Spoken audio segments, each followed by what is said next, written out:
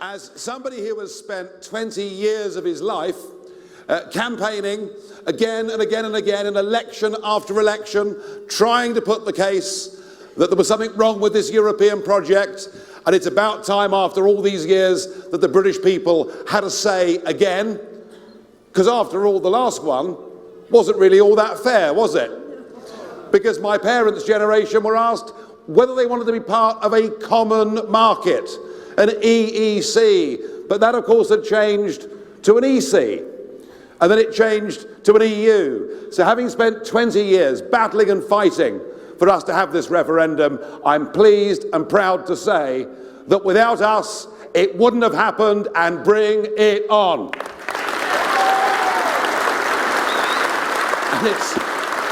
And it is, as our chairman said earlier, it will be a once-in-a-lifetime opportunity.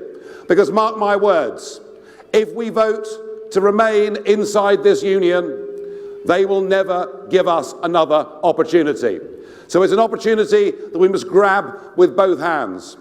But remember that the referendum is, of course, on our renegotiated package. Important to remember that.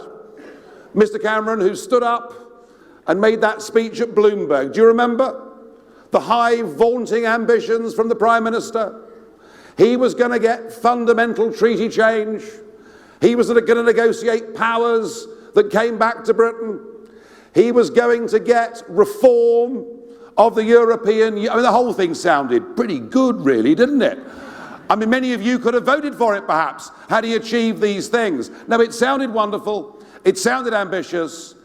And he then launched, in the last few months, a Phileas Fogg-style tour of 27 European capitals, the big diplomatic push for Britain to get a great deal. And what did he get last week?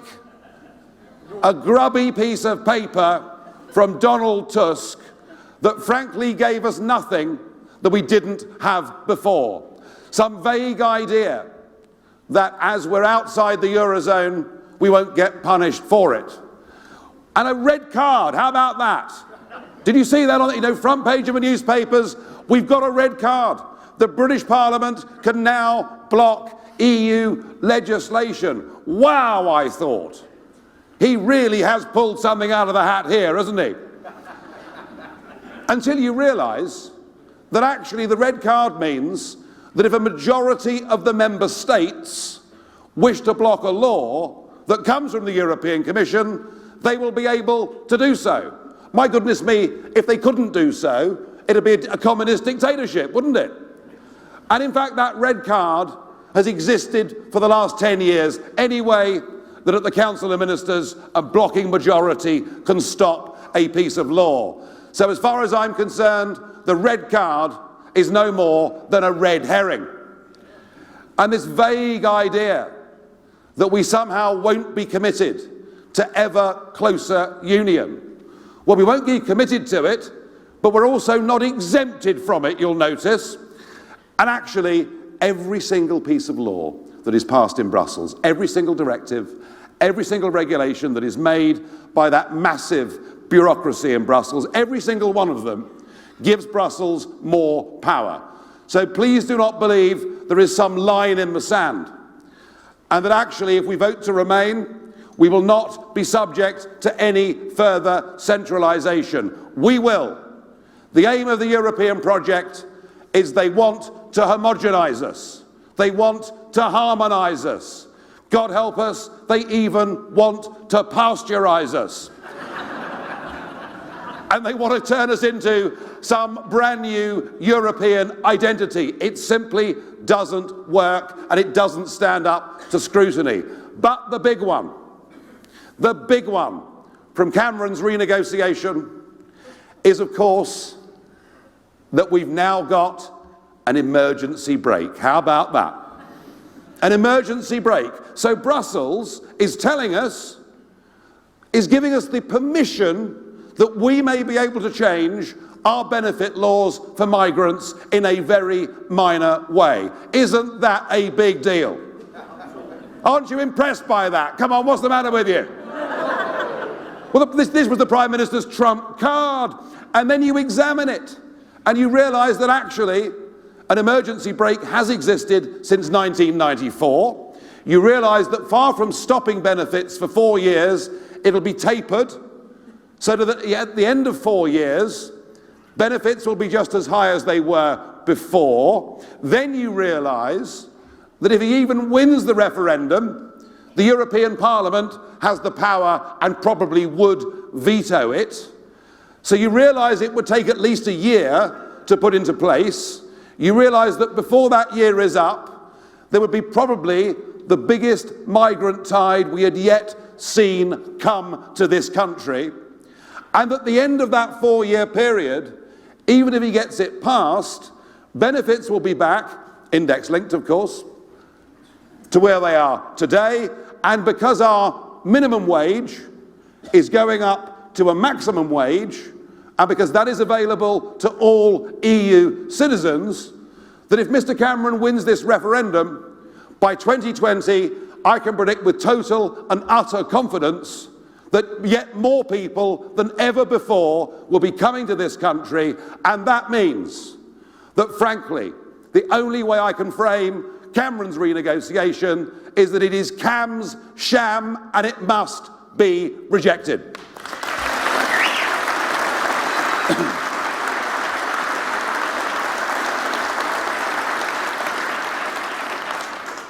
Now, we had a bit of a bad time because the Snap poll showed that 70% of the public thought he'd brought back a pretty dismal, dreary deal.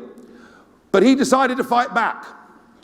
Indeed, he said, this deal is so good that with it, I would now vote for Britain to join the European Union. Now let's have a think about that for a moment, shall we? Let's imagine we weren't members of this European club, but the question on the ballot paper on June the 23rd was, do you wish to join the European Union? I wonder what the Prime Minister would say.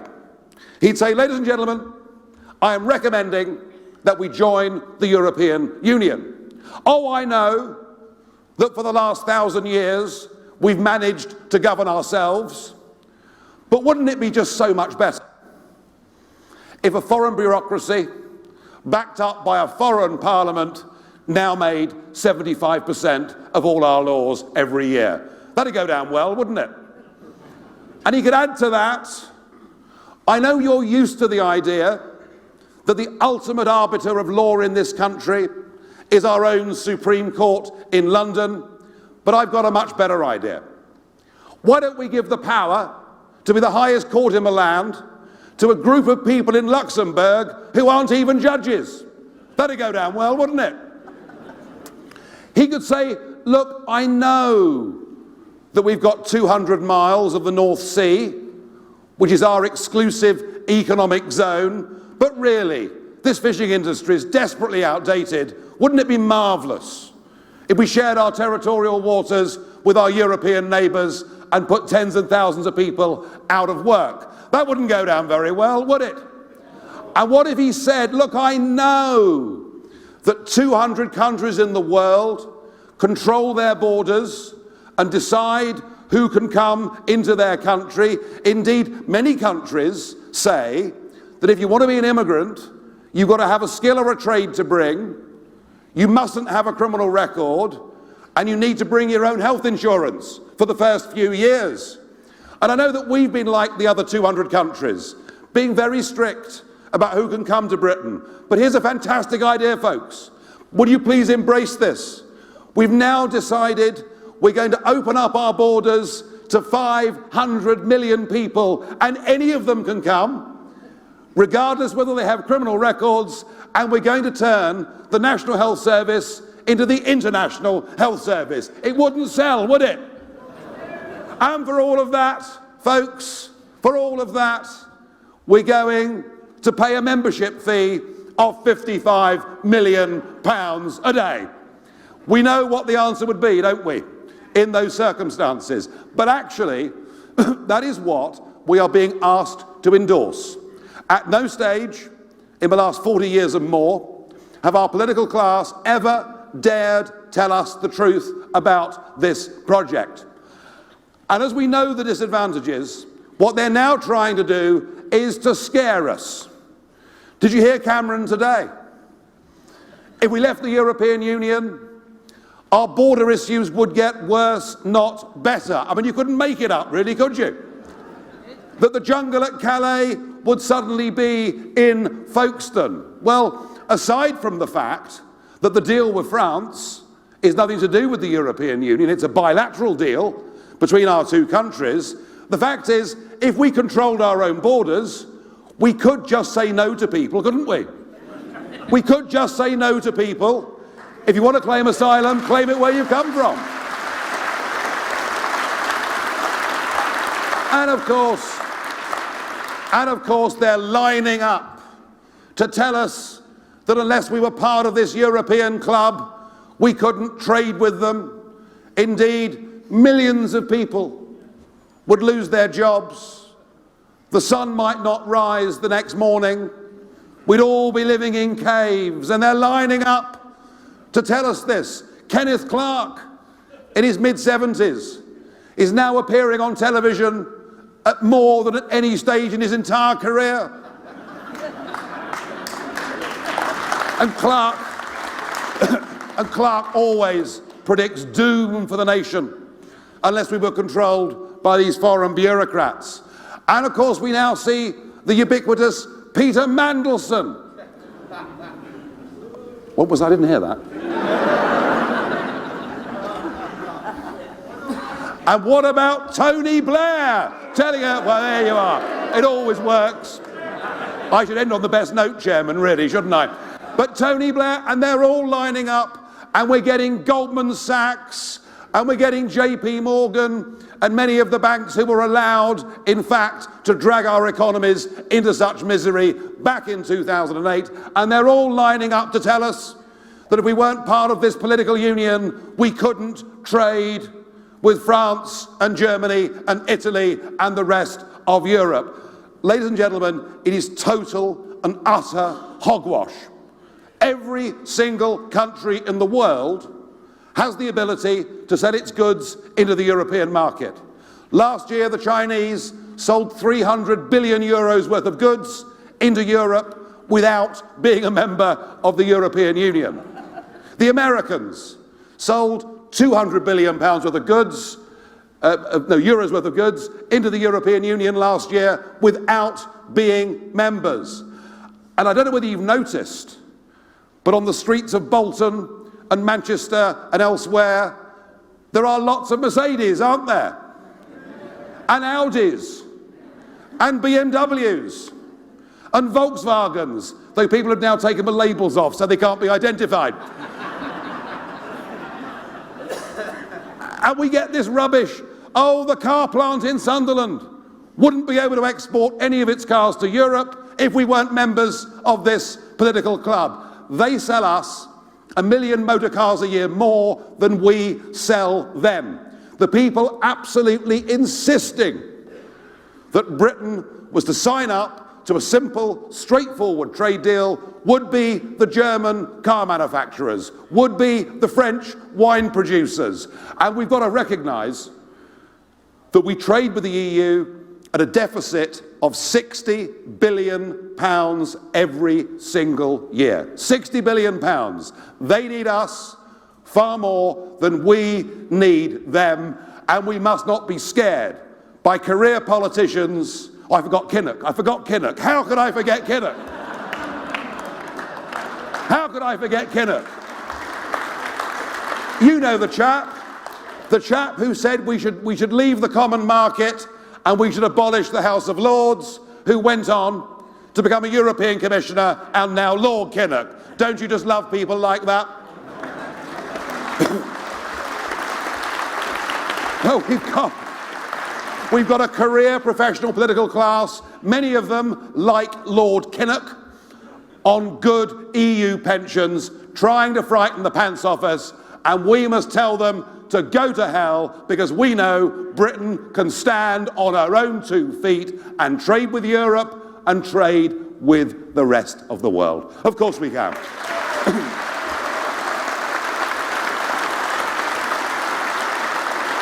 In fact, when it comes to trading with the rest of the world, we might just be able to do rather better than we are at the moment. And very few people know this. But despite the fact, as Stephen said, we're the fifth or sixth biggest economy in the world, as a member of this European club, we are banned from making our own trade deals with anybody else in the world. Isn't that extraordinary? We're banned from making our own trade deals. Trade on the global stage for Britain has to be negotiated by an unelected commissioner in Brussels. The sort of people I've given such a warm welcome to over the course of these last few years.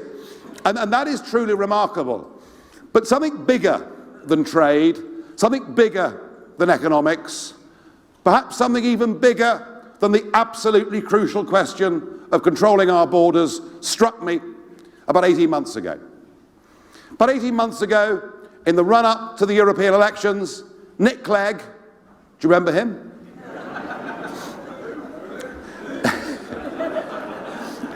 Nick Clegg challenged me to a head-to-head debate, should Britain stay or leave the European Union?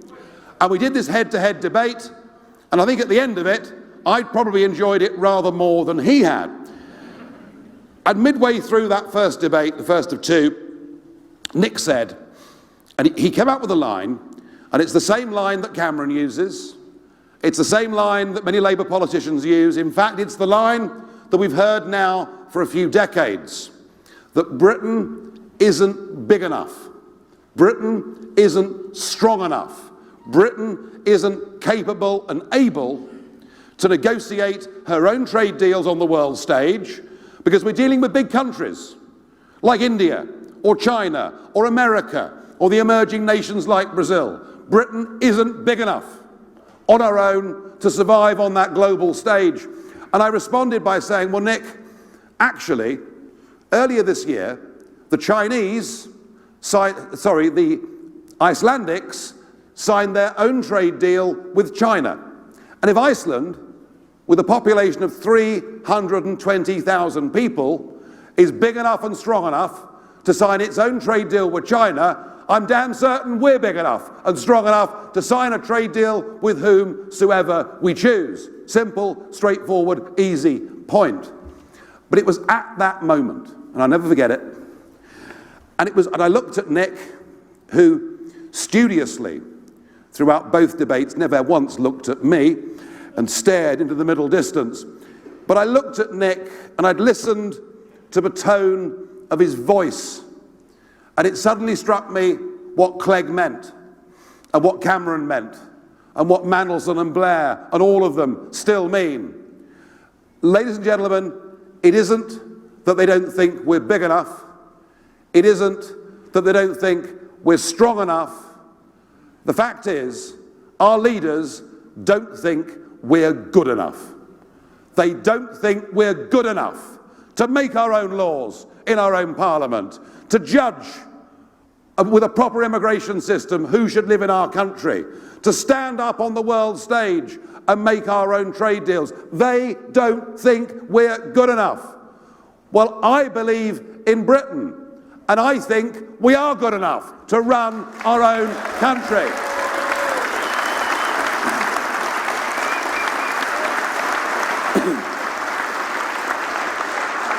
And in the end, that's what this referendum will come down to. You will hear economists saying to you, we'll be worse off. You'll hear economists saying to you, we'll be better off. You'll hear all sorts of arguments that ebb and flow in this referendum campaign. But the key thing you must decide, ladies and gentlemen, is, do you think we're good enough? And if you think we're good enough, you know the right way to vote. I know we're good enough. I'm certain we're good enough. But this sheer negativity is all we will get from the Remain campaign. If you see the first leaflet they put out to 10 million houses, there is not a single ray of sunshine in it. All it does is tell us how awful life would be if we weren't governed by Mr. Juncker and all these extraordinary people in Brussels. They will fight a wholly negative campaign. We must fight a wholly positive campaign.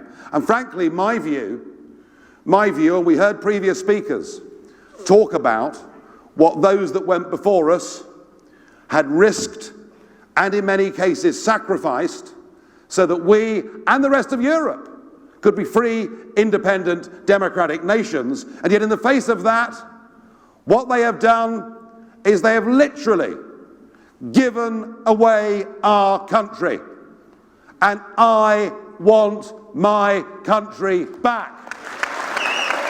I want my country back. Do you want your country back? You didn't frankly have the balls to put country before party.